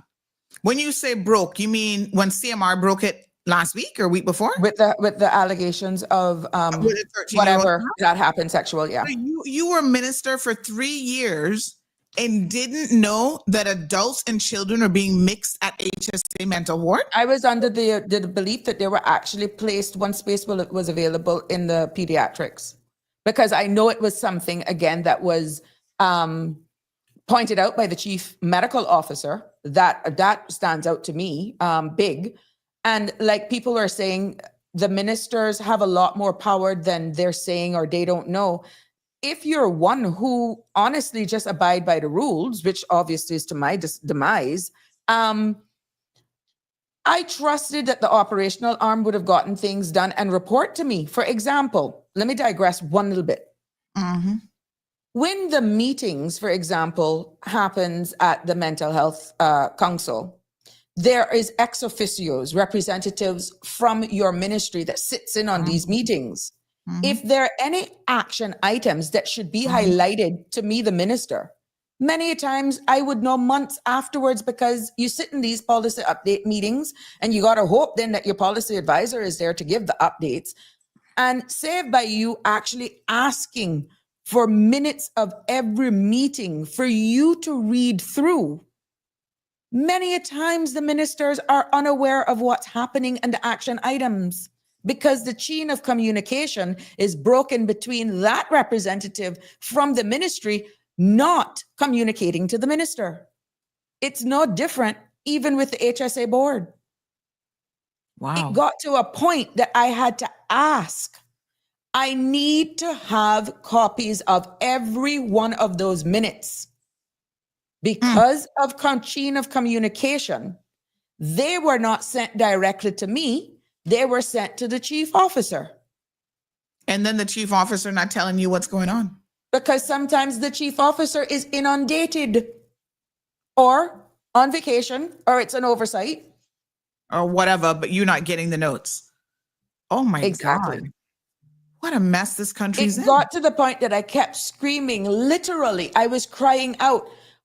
I feel sometimes that I was actually speaking a different language. Like I had to try and learn how to speak civil servant, because it was like I was not getting through. But I could see where there was a miss in communication.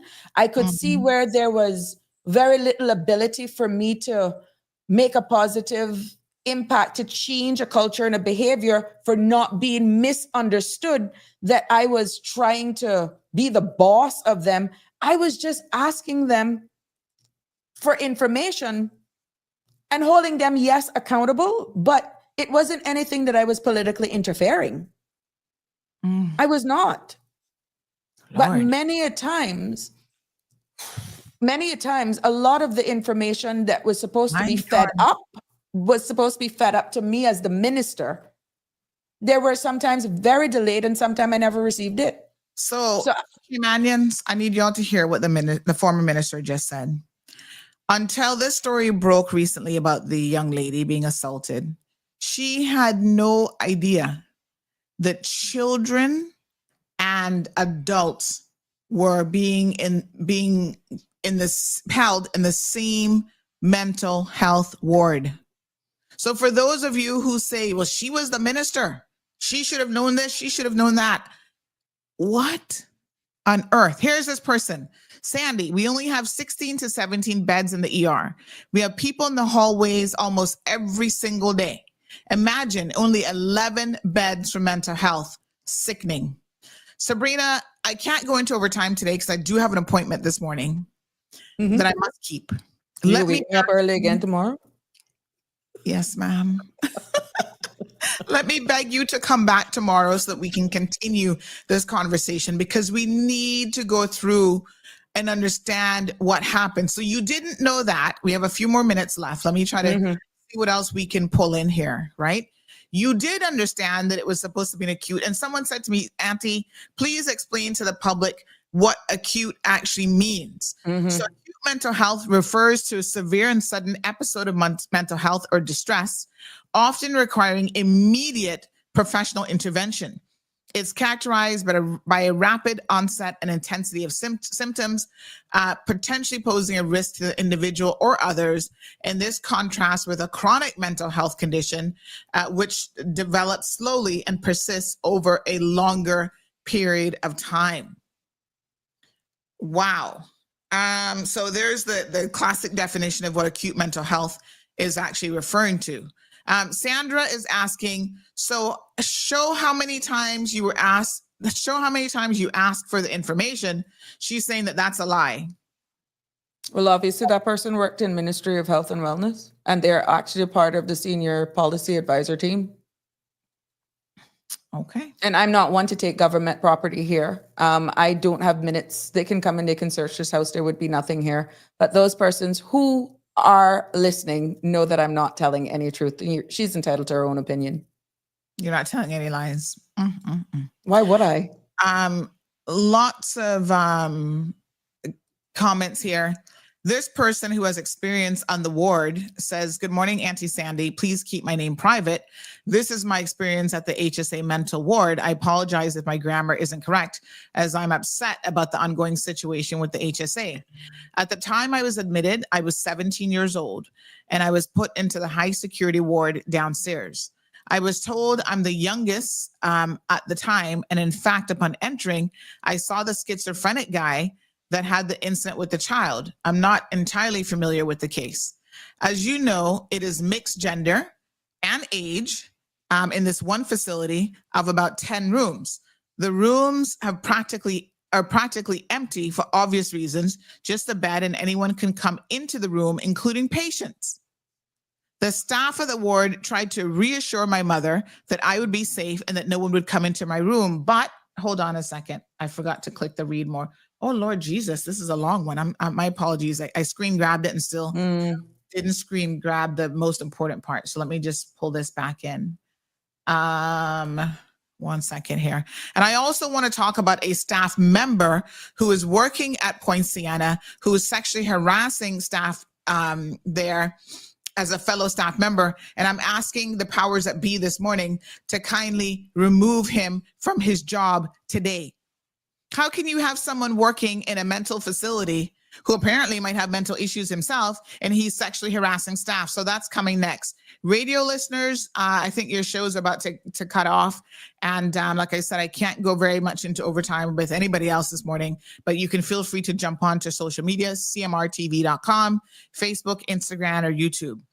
So let me just continue reading this lengthy message here. Oh my goodness, this one's so long. But this is what we need. We need people coming forward and providing this critical information. So the person goes on to say, the rooms are practically empty. for obvious reasons, just the bed, and anyone can come into the room, including patients. The staff at the ward tried to reassure my mother that I would be safe and that no one would come in my room but my mother, and I completely refused. They claim there's a security room in the middle of the 2 hallways of rooms that's always watching. They put that in quotes. Still, we didn't feel safe, so I was put into the isolation room of the facility. There is only one isolation room. No one can come in, and I wouldn't be able to come out, although there's a window in the room that is covered by a makeshift blind with cardboard. This is what's happening at HSA, where anyone can walk by and lift the cardboard and look at me through the window. Jesus Christ. Some patients walked by and looked at me for a split second, but I knew they couldn't get in, so I felt semi-safe. When first entering the isolation room with my mom, there was crayon and markings all over the bed sheets. And this made my mom incredibly angry that a staff can see these bed sheets are messed up and still put me on the bed. There's a security camera in the isolation room, and to my memory, there was no security cameras in the other rooms of the ward. They kept convincing me to take my pills to help me relax and to go to sleep. But I did not want to, because I wanted to be aware of my surroundings, because at the time, I did not know how long I would be in there. I'm grateful I was moved upstairs to the separate ward where it's not as high risk after 8 hours. Upstairs, as they call it, is like a regular hospital floor. And yes, you still have yelling or shouting from other patients, but not as much as downstairs. I was there for a number of days until I met with a therapist that said I was clear to go. With the layout of the high security ward downstairs, it's incredibly sad to hear of these cases, but I'm not surprised. There isn't enough staff or staff that actually care, much less security. I understand it's a hard job, but the living conditions are deplorable. The bathroom is a storage closet with a dirty toilet and broken mirror. And for confidentiality, as they say, Cayman is small, your business gets around, but the staff at the psych ward downstairs decided to tell my daughter about my case because she was, tell her daughter about my case because she was around my age.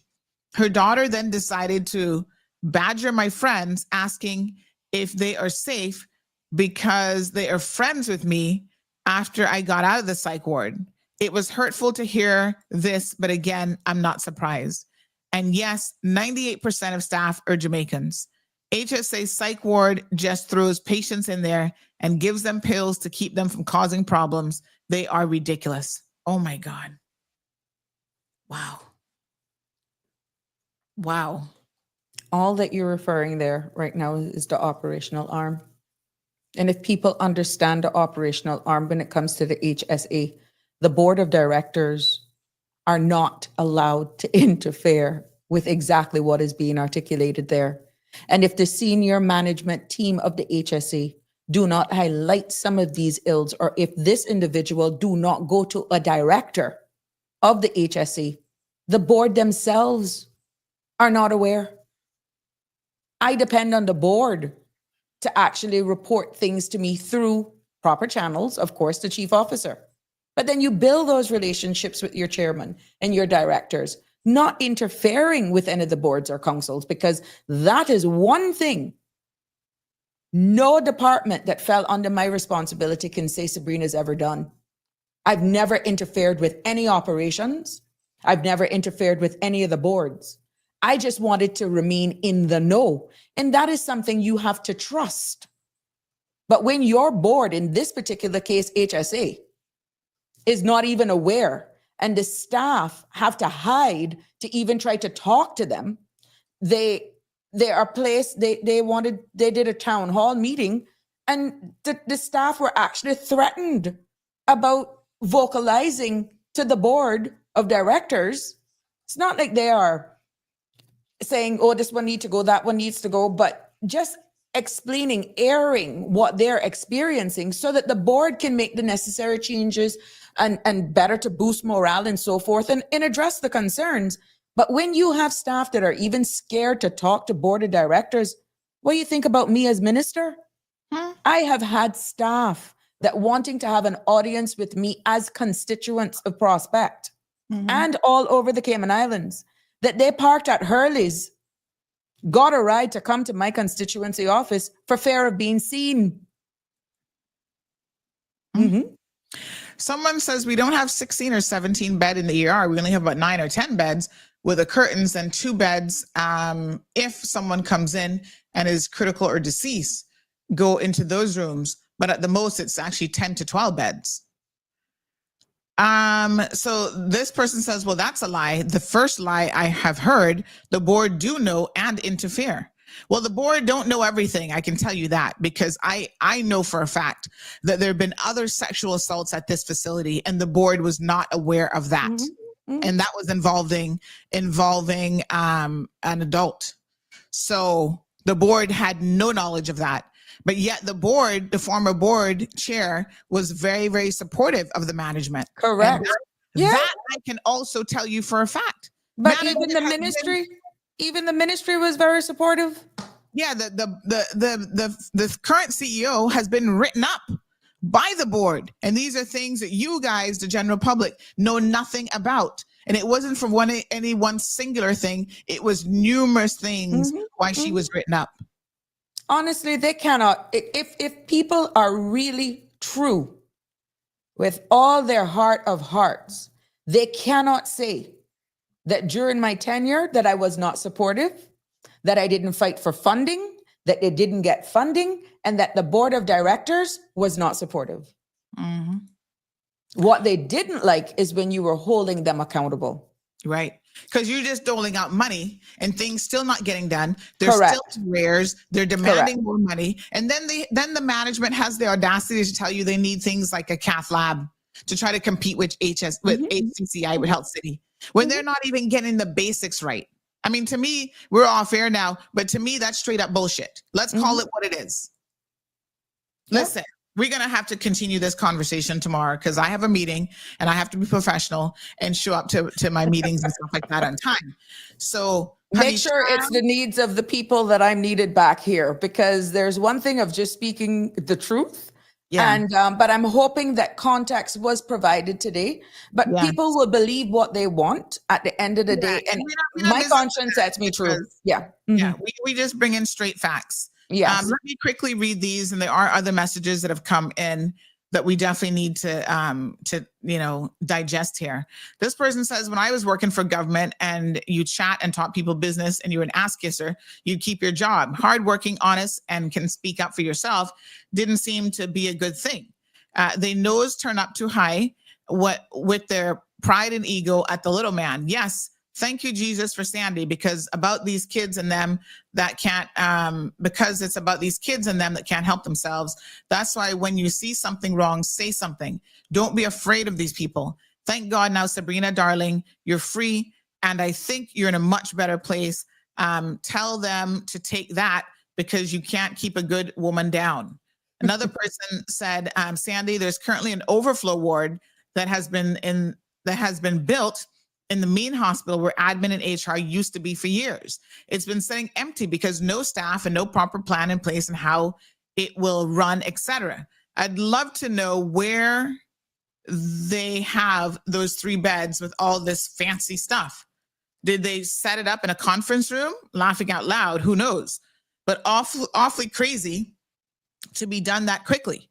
It could also be Alex's place. They're asking ?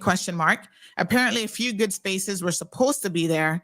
If there is a will, there's a way. Shaking my head. Again, referring to the breaking news this morning, that the HSA has now somehow miraculously, a day after our expose, found a whole facility with security cameras, CCTV cameras and everything that as of yesterday, they could finally move those children into. Wow. Well, I'm hoping because of this, now that some more context is given to exactly, because people are going to want to ask, so where did this come out of? Poof, like thin air. Where was it all along? Yeah, I mean, so again, that's why context matters. To me, I would be knocking down your door trying to say, look, Sandra, we realize the audience that you have, we understand you're following. Can we just come on board now that this press release is out? Be it come from the board, I think that one was from the board, correct? No, that was HSA. But context matters. And sometimes when you speak, the board has never, I don't think, issued a statement about any of this hot mess, which is quite interesting.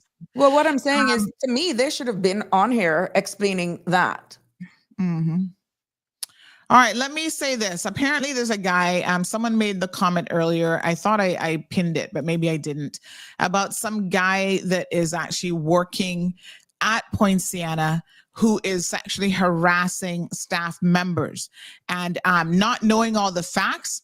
However, I have since then checked with several other people who are connected to the facility. They said it is well known who he is.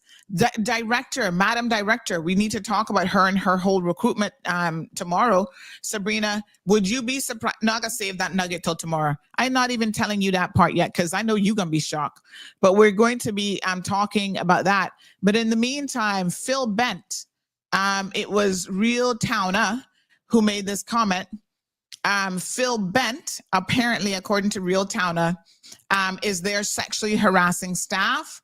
And I need to know what is going on with the situation. And here's Real Towner speaking on it. Why is he working at this facility sexually harassing a largely female staff? Where it is coming out from now? And like I said, in that quick few minutes, I checked with a few people. Here's the comment. It's honestly disgusting what's happened at the ward, but what about this guy, Phil Bent, who's working at Poinciana? He's been harassing the women he works with, and it's possible he's doing the same thing to the patients there too. My cousin is honestly tired of working with him and can't stand to see his face. Nothing is being done with this individual, and she's considering quitting. That shouldn't be the case. And others have chimed in when I asked them about it. They said, yes, he's a PNA trainee, Jamaican-born, Cayman-raised guy with a whole heap of issues. Since he started in October, there have been numerous incidents involving him harassing staff, particularly females, and management has not addressed it. Let me make it clear today. I'm going to post this on social media because you guys know here in CMR, we do not tolerate any degree of sexual harassment, any degree of sexual assaults, particularly with children, the elderly, and in the workplace. So, Miss Marcia, head of Poinciana, you better deal with this situation. And I don't mean 2, 3, 4 weeks or a month from now. You better deal with this situation today. These workers have been complaining to you about it, and you have done absolutely nothing. Come on now. Get with the program. Get with the program. You better do something about it. Sabrina, I know you have a long day ahead. So do I. And you've also got your show this evening. Yeah. I'm begging you to rejoin me tomorrow morning, please. And thank you. You're welcome. All right, folks, tune back in tomorrow at 7:30 a.m. We have to continue this conversation around Poinciana. Trisha said could be her nephew. Listen, I don't know what's going on, but we're not going to be tolerating it. So tune in at 5 o'clock this evening for Sabrina Speaks, and I will see you guys tomorrow morning. Thank you so much. Thank you for tuning in to another episode of The Cold Hard Truth on Bobo 89.1 FM. Cayman's #1 talk show is live weekdays from 7:30 a.m. Never miss an episode again. Watch anytime on CMR's Facebook and YouTube channels for the latest show episodes. Don't forget to follow us online on our social media channels and visit CaymanMarlRoad.com for all the latest news and community happenings.